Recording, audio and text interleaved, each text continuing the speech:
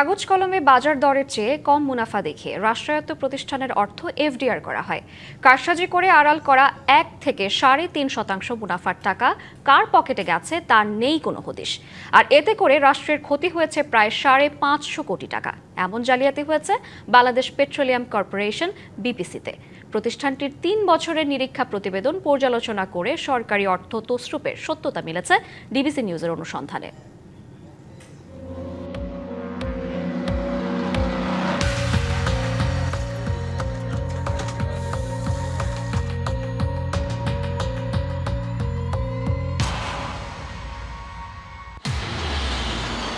প্রথমবারের মতো Bangladesh petroleum corporation বিপিসির কম মুনাফায় করা এফডিআর কেলেঙ্কারির তথ্য ফাঁস হয়েছে।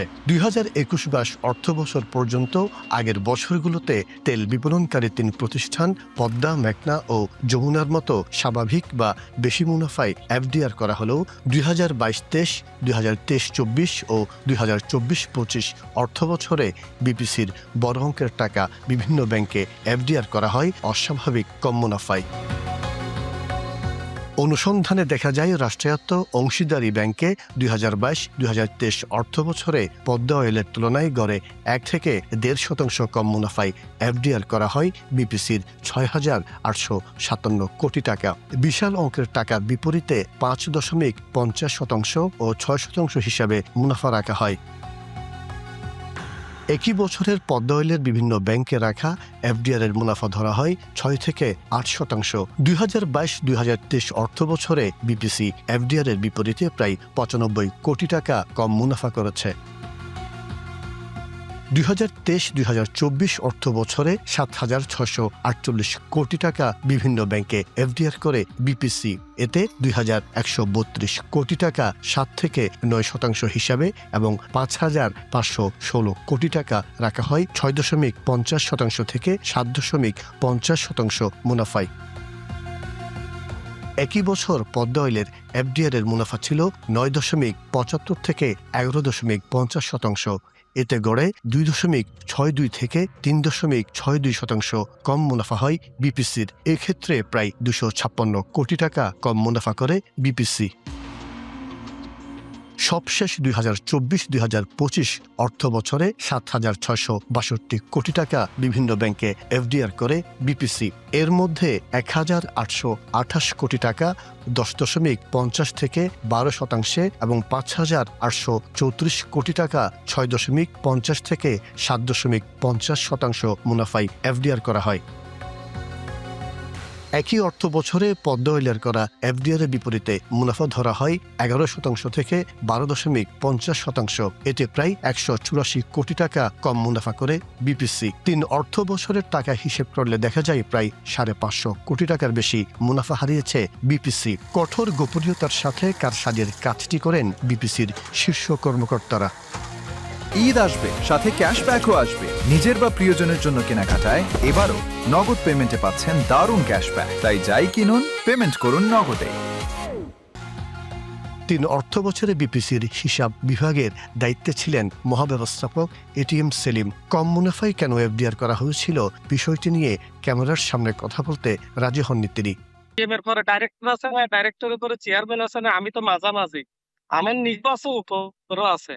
এটা হলো সেকশন আলাদা আছে। এটা এই যে ফান্ড দেওয়ার জন্য, এটার জন্য ফান্ড সেকশন বলে, এটা আলাদা। ওখানে ওটা দেখবে, তো দেখার পরে ফাইল যখন উঠবে এটা তো ওই যে আমার হয়ে এবার উপরের দিকে যাবে।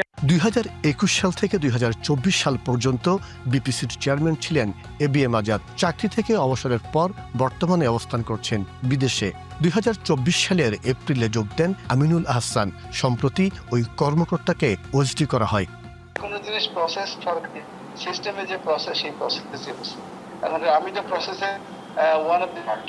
এটা কোনো ব্যক্তি যে সিদ্ধান্ত হওয়ার, এটাকে ওনারা যেভাবে প্রস্তাব দিয়েছেন সময় এবং অবস্থা অনুযায়ী নিয়ম নীতির সাথে সামঞ্জস্য রেখেই সিদ্ধান্ত নেওয়া হয়েছে। এখন সিদ্ধান্ত কোনো স্পেসিফিক জায়গায় কোনো জায়গায় যদি কোনো বিষয় থাকে, সেটা আমি দেখলে পরে হয়তো বলতে পারবো। ওই সময়কারীও তো 2-3-4 বছর আগে মেমোরাইজ করা তো সম্ভব।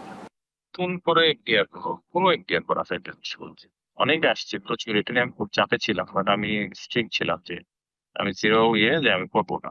নতুন করে আমার করা শুধু যেগুলো আছে সেগুলো রিনিউ ইনভেস্ট করা আছে সেই এফডিআর ধরেন বিভিন্ন ব্যাংকে ইনভেস্ট করা আছে সেগুলা রিনিউ হয়েছে 3 মাস পর পর রিনিউ হয় না 3 মাস পর পর রিনিউ হয় অটো রিনিউ সিস্টেমে নতুন করে করা হয়নি মনে করেন যে এক ব্যাংক থেকে আরেক ব্যাংকে আরেক ব্যাংক থেকে আরেক ব্যাংকে বিষয়টি জানেন না বিপিসির চেয়ারম্যান, তবে খতিয়ে দেখবেন বলে জানান। এ ব্যাপারে আমার জানা নাই, আমি দেখব।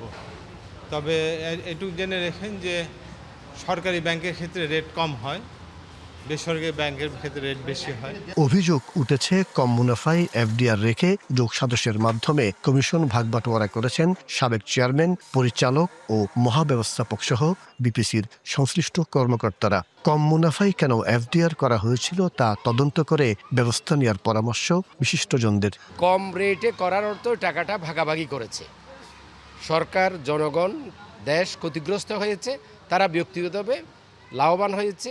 যে রেট অফ ইন্টারেস্টে এফডিআর করার কথা তার চাইতে কম মূল্যে কেন করেছে, কে কী পরিমাণ কার পকেটে কার ব্যক্তিগত ফান্ডে গেছে, এটা চিহ্নিত করে তাদেরকে আইনের আওতায় আনা দরকার। এবং দুদকেরও এটা একটা বড় সাবজেক্ট, দুদক যেন এই ব্যাপারে সোচ্চার হয় এবং ব্যবস্থা গ্রহণ করে। বিপিসির মতো গুরুত্বপূর্ণ রাষ্ট্রীয় প্রতিষ্ঠানে এই ধরনের আর্থিক অনিয়ম ও অব্যবস্থাপনার কারণে সরকারি কোষাগারের বিপুল ক্ষতি হয়েছে বলে মনে করছেন সংশ্লিষ্টরা। মাসুদুল হক, ডিবিসি নিউজ, চট্টগ্রাম।